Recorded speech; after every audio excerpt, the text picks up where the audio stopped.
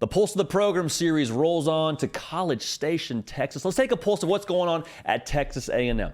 Now, if you're new to the operation, the Pulse of the Program series is built to do two things.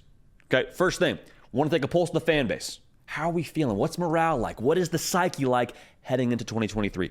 Second thing we want to accomplish here is take a pulse of what is going on internally in that building at Texas A&M. What's the feel within the locker room? And we're doing this as best we can tell. So, without further ado, the pulse at Texas A&M is we know. And listen, I understand what it's like. I worked at KBTX for all of about 3 months. I have many friends that went to Texas A&M. I've been to Bryan College Station many times. There is a lot of talk about what happened last year at Texas A&M. A lot of folks on the outside looking in are saying, well, y'all underachieved. We know. Well, you have a roster that's so good. How did you only win 5 games? That is not up to the standard. We know. You're paying Jimbo Fisher how much money? We know. We know all these things. Everything that you're already saying about Texas A&M, everything you're saying about what they didn't do a season ago, everybody in College Station, they already know.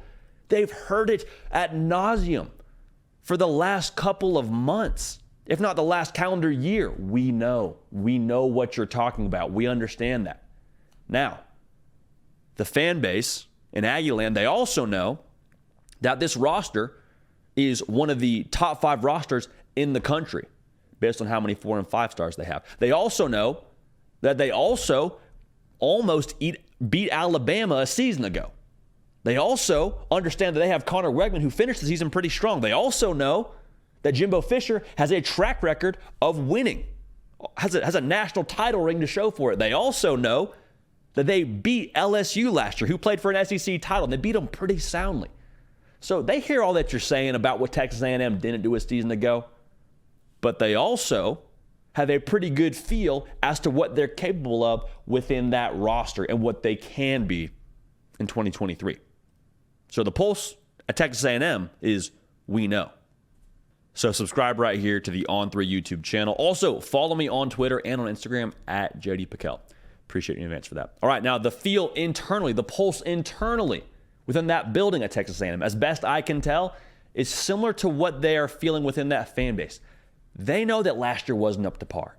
They understand that last year wasn't what they are capable of. To the exact same token, though, they also understand the opportunity they have in front of them. Because all that talk on the outside, it can do two things. One, it can start to break you apart and make you feel like you are what they're saying you are, or rather, you're not what they're saying you're not. Not going to be able to come together, not going to be able to utilize this talent, not going to be able to get to where you want to go because of X, Y, and Z reason. You can hear all that and have it break you apart, or you can use that and say, okay, that's going to bring us closer. That's going to be the fuel we need to eventually get to where we want to go, to push us up this mountain. That's the fuel behind us. We hear all the naysayers. They're on the outside. We're on the inside right here. It doesn't matter what everybody outside this building is saying. It doesn't matter what they're saying that we didn't do. We know what we can do. We got a lot of dudes with a lot of stars next to their name, with a lot of ability. They're going to have a really good opportunity to do some good things on Saturday. I mean, Anaya Smith is back. I've already told you how I feel about Connor Weigman. I think Ruben Owens is going to be a stud for you as a true freshman. Evan Stewart, I think he's quietly one of the most talented receivers in the country. I mean, dude is an absolute beast when that ball is in the air. There's a lot of pieces here at Texas A&M. And there's some things you want to shore up, no doubt. I mean, you want to probably get a little bit better on the offensive line. You got to stay healthy across the board. But the cupboard is not bare at Texas A&M. And so internally, I think it's the same thing I was saying about the fan base. They know what they're capable of.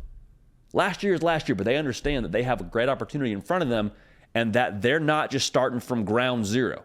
They've got a roster that can compete with virtually anybody else in the country. They got to put it together, though. So here's what I would say for Texas A&M. And we talked about it on a live show the other day. We're live Tuesdays and Thursdays, 11 a.m. Eastern, by the way, so subscribe to make sure you don't miss that. They understand that the ingredients wasn't the problem last year. It's the recipe.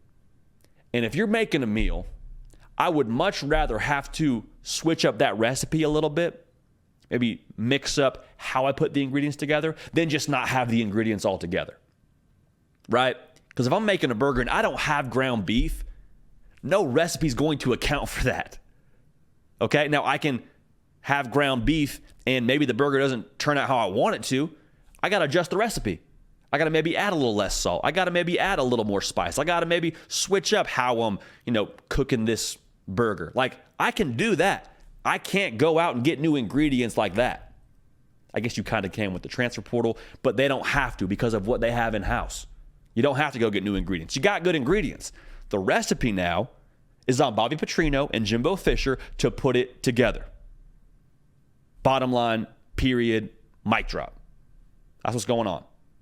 So for Texas A&M, they can go as far as they want to go in my eyes. Some things got to come together, but they can definitely be a team that makes noise in the SEC. So for Texas A&M, they've heard all the talk in the offseason. They've heard everything that's been said about them. They know. They also know within that fan base and within that locker room exactly what they could accomplish based on what that roster has.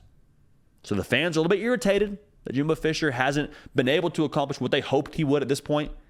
But even so, like I said, a lot of ability there to get it done. Lock it in right here. Make sure you subscribe to the On3 YouTube channel. We talk ball every single day. Want you a part of this. We talk ball live Tuesdays and Thursdays, 11 a.m. Eastern. Make sure you're here.